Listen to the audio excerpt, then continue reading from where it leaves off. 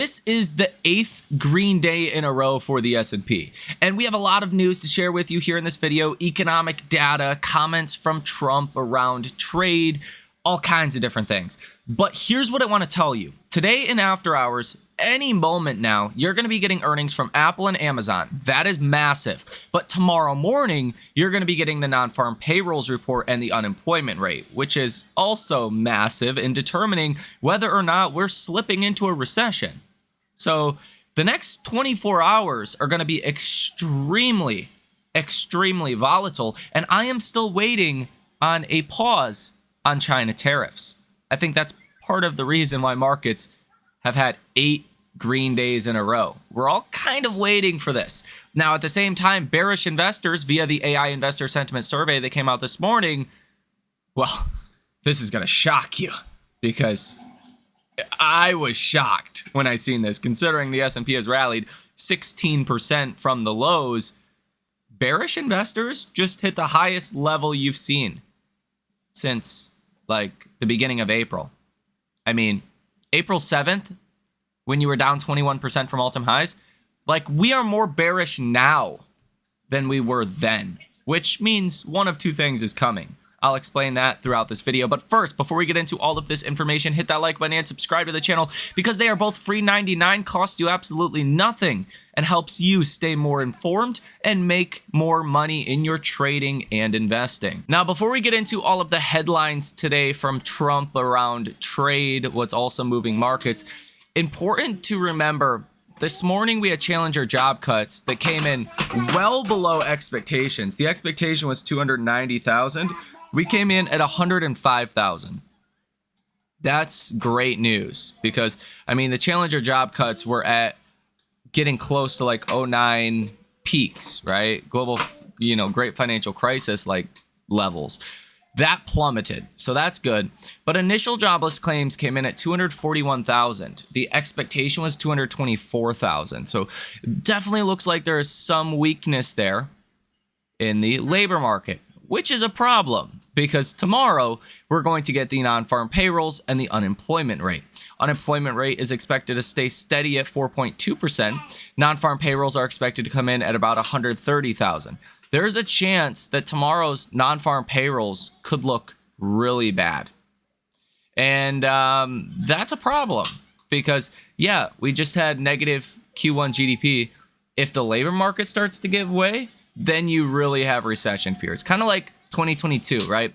You had 2 quarters of negative GDP, fine. But you didn't have the labor market that was breaking. In fact, the labor market was still really strong at that time. If you have the labor market that starts to crack this time around with negative GDP, then people are really going to get on board that whole recession call. And recessions are kind of snowballs, right? Once it starts, it's hard to stop. Almost impossible to stop. You kind of got to let it just run its course. So, yeah, that would be a problem if it comes in with a weak number tomorrow. Now ISM manufacturing PMIs came in at 48.7. That is higher than the estimated 48. So that's good. Employment came in at 46.5. The estimate was 44.1. So that's good. Construction spending month over month plummeted negative 0.5%. The expectation was positive 0.2%.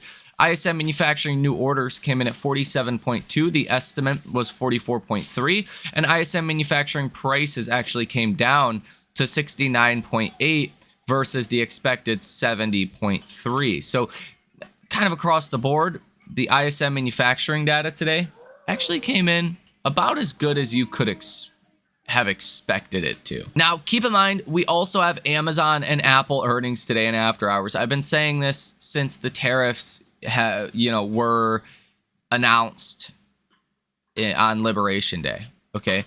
Amazon and Apple are the 2 biggest important companies this earnings season. They're going to tell us about consumer demand. They're going to tell us about prices. They're going to tell us about the supply chain, what the effects of tariffs, being long lasting could have, especially Amazon. Like, I think if you were to choose one of these companies, I think Amazon's going to be a little bit more important from that perspective. But Apple, doing business, in manufacturing in China and in other countries, obviously is going to be very important as well. Not to mention, these are both, $2.5, $3 trillion companies. That's going to move the S&P a lot as well. You also have Riot, Airbnb, Reddit, Big Bear AI, Atlassian, Five9, and some others. And then tomorrow morning, you have Fubo, ExxonMobil, Chevron, Magna, Apollo, Cigna, and Wendy's that will also be reporting. Now, take a listen to all of the headlines that came out from Donald Trump's speech today, specifically around trade. This one says that, according to Trump, numerous trade deals are in the works. Donald Trump says that we'll be paying off debt, that we will have so much money that will be taken in via tariffs that will cut taxes. He says that tariffs is what others were doing to the U.S. A Michigan-based Anderson Economics Group says that automakers could still face $2,000 to $12,000 tariff impacts per vehicle after changes to Trump's auto parts tariffs. Trump says that Lutnick has no life. He is negotiating all the time. Donald Trump says that Besson is negotiating with 200 countries. And I know what some people are going to say, so I'll just say it here. There's only 195 countries in the world. Basically, he's saying he's negotiating with everyone. Ukraine's President Zelensky says Ukraine is interested in ratifying minerals deal with the US as soon as possible. Trump says that no tax on tips and no tax on overtime. Trump says that things are moving along very well, and we're right on schedule with the tax bill. Final details on the tax bill are coming together. And Trump says that taxes will go up to 68% if the big bill doesn't pass. And he says that they are working very hard on a great, big, beautiful bill. He said that he had a great meeting with U.S. House Speaker Johnson and others, which I do think is worth mentioning, right? We all were excited about the deregulation, lower taxes, the positives that would come from a Trump presidency. That's hence why markets rallied into February. Tariffs have kind of offset that a bit. But once the tariff situation dies down in the coming months, really, when there's a pause on China tariffs, which could come at any time now, I think some of the focus may go back to the positives, like lower taxes and deregulation. Okay, that's something that we can't really focus on right now because that's not what the markets are focusing on, but you need to be mindful that eventually that will come up again, and that will be something that Wall Street will like at some point. South Korea's acting president Lee Joo-ho says the military will remain on alert and ready. S&P GR says seismic shifts in U.S. trade policy will slow world growth. The Atlanta Fed GDP Now tracker for Q2 has GDP at 1.1% positive. Previously, it was 2.4% positive, but I don't expect positive numbers to hold if the tariffs, actually go into effect in any kind of way, shape, or form as they are currently paused, right? If China tariffs do not get paused, you're going to have a depression, an economic catastrophe, okay? You're going to have hyperinflation. It's simple. Like, don't overcomplicate things. And I get it. Maybe you have to go through some short-term pain to get to the long-term gains. And that's the argument that a lot of you guys have made. I understand that argument. I'm just saying hyperinflation and a depression is not going to be good for a period of years, right? So if you're talking 20 years from now, sure, I got it. 10 years from now, sure, I get it. Tariffs may be really good for America decades from now. But if these China tariffs hold, it's simple. There will be hyperinflation that will lead to a depression. Why? Because simply put, when you walk into Walmart, the shelves will look empty, okay? There could be 50% less products on shelves in a month from now. What do you think that's going to do to the price of the products on shelves? It's going to be like 2022 inflation on steroids, okay? That will not be a good environment, okay? That will be a very bad situation for the U.S. economy. I don't think Trump's going to do that, though. That's the kind of silver lining here. I think Trump understands the pain that will go alongside that. that is not how you get manufacturing to come to America. Okay. So how long does Trump have to really, roll the dice here? A week or two? I think in about 3 weeks, you're going to start seeing the effects on shelves. And I know retailers say they have about 5 weeks, 4 weeks, 5 weeks worth of inventory. But before, inventories are, like an issue at stores, you're going to start to see the pricing change. You're going to start to see certain things be in low supply. So I think really in the next week or two, it's critical that Trump delays the China tariffs. There's almost no choice, because even then, it takes a while to get things from China to the US. But it doesn't happen overnight. It takes a week or two, I would imagine, to ship those products. Let alone, get them to ports and get them to distributors. Like, it could take a couple of weeks. Really? Like, any time now, you're going to see Trump pause the China tariffs. If not, every single day that passes, we risk that hyperinflation and or depression scenario. And that's actually something I don't think the markets are seriously considering at this point.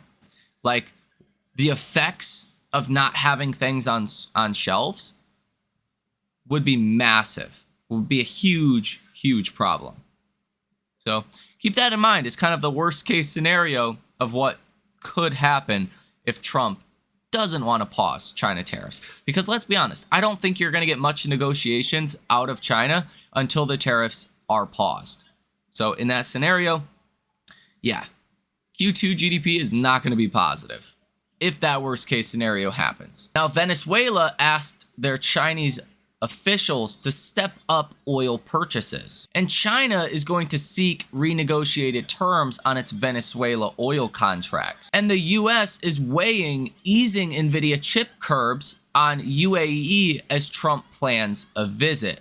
This did cause NVIDIA to rip higher today. Mike Waltz reportedly is out as U.S. National Security Advisor. And U.S. Envoy Witkoff may be the one to replace Waltz. U.S. Treasury Secretary Scott Bessent has a message to powerful public company CEOs. Stop worrying about tariffs and get back to business. Mexico's President Sheinbaum says, we agree to continue working in the coming days on trade, saying she had a very good conversation with Trump. And, with the ISM factory production numbers that came out this morning, that gauge dropped to the lowest since May of 2020. Now, Hassett says that tariff news is expected by the end of the day today. White House advisor Miller does not comment to tariff relief for small businesses because the U.S. Chamber of Commerce asked Trump today for tariff exclusions to, quote, stave off a recession, basically saying that if there are products that we simply do not make or cannot make in the US, to exempt those products from tariffs. And there hasn't been any word of this, but that's an interesting source. The US Chamber of Commerce actually asked Trump that, which hopefully, someone's got to get through to the guy, because while he may think you have to go through a recession or that's like the best way forward for America, I promise it's not. Donald Trump says we put sanctions on Iranian oil yesterday. And he says whoever takes oil from Iran cannot do business with the US. And look at this. We have a new AI investor sentiment survey that is crazy to me, okay? The bearish investors just hit 59.3%. That is higher than any time in April, okay? In April 7th, we were down 21% on the S&P in the, 480s. And we're more bearish now than then? That's crazy to me. Neutral investors fell from 22.5% down to 19.8%. Bullish investors fell as well to the lowest point in all of April, to 20.9%.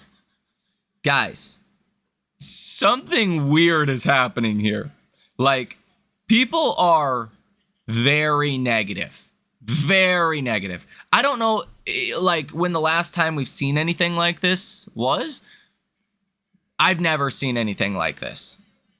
Bullish investors, if you doubled it, would be at 42%, 41.8%. Bearish investors are almost at 60%. This is almost triple, three times worse on the bull side versus the bear side. I've never seen anything like that before, especially as the markets have recovered quite a bit from the lows. You're up 16.5% during this period on the S&P, and people feel more bearish now than they did before. That's weird. Either one of two things is going to happen. Either bearish investors are going to flip and become more bullish. That's the obvious one. Or maybe the bears are right. Maybe Trump does push this economy into hyperinflation and or a depression. I mean, that's what it's kind of signaling if people are not budging from their bearish stance. They're like, okay, yep, sure, blah, blah, blah, then blah, blah, blah, blah, blah. Everything Trump says is blah, blah, blah, blah, blah. We're back to basic principles of, what is this going to do to the economy? And it's going to be bad. Okay. So again, good news is there's room for sentiment to shift dramatically if, tariff negotiations with China improve and we get a pause on China tariffs.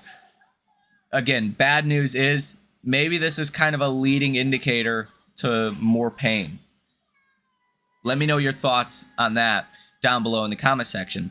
Now, the CNN Fear and Greed Index today is coming in at a whopping 48%.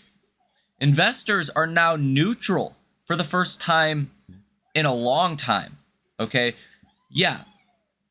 It's been a long time since investors were neutral.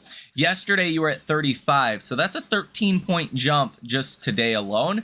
Really has to do with Microsoft and Meta earnings.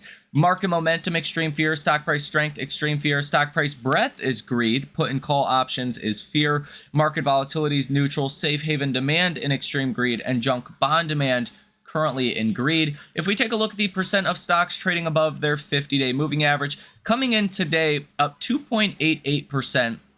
So 2.88% of all stocks breaking above their 50-day moving average today. That's pretty good. Coming in at 41%. So as I've talked about before, you're starting to get close to being in kind of a normal range over the last 5 years. Okay, really like 50% is like the midpoint. That's pretty normal. Above that, like 60% or higher, you're in the upper threshold. Then like 70+% or higher, you're like top tier, like bull market, like rallies, right? So you're not quite there yet. There definitely is still room for markets to improve from here. So we'll have to see what happens. And I really think it all hinges on, do we get a pause on China tariffs or not? If we do, that's great. If we don't, it's going to start putting pressure on markets. Because again, I mean, without a pause on China tariffs, you're going to start seeing huge problems. Like the Port of LA already said that, they're seeing a dramatic slowdown in traffic at that port coming out of China. Port data out of China shows a 40+% reduction in things going out of China. Like this, I mean, you thought supply chain issues were bad during COVID. Wait another month. It's going to be like unlike anything you've ever seen. Now, normally inflation is caused by money printing. Okay. Well, if you keep the same amount of money, but just reduce the amount of supply, that is a disaster because you get inflation, but people don't have more money, right? So it's just beating a consumer that's already, knocked out cold, essentially. That's where you get the whole hyperinflation turns into a depression. Okay, that'd be like if we had the kind of inflation we had in 2022 without people, getting stimulus checks, without people making more at their jobs, assuming that that variable was constant, we would have had probably a depression in 2022 as well. Okay. It's a bad scenario. So the clock is ticking here. Good news is you are above your 50-day moving average on the S&P. At 556.87 is that level. You're about $3 higher than that, and I think it's going to come down to Amazon and Apple today and after hours. If they have good things to say, then you could see the markets extend up to that 576, 577 level. That is your 100-day moving average. I think you find resistance around there. I don't know if we go higher than that without a pause on China tariffs. So keep that in mind. That's really the big catalyst, the only catalyst that matters in my view, although earnings will definitely create a large move for markets. So let me know what you guys think about this down below in the comment section. Ladies and gentlemen, have a fantastic rest of your day, and I will see you in the next one.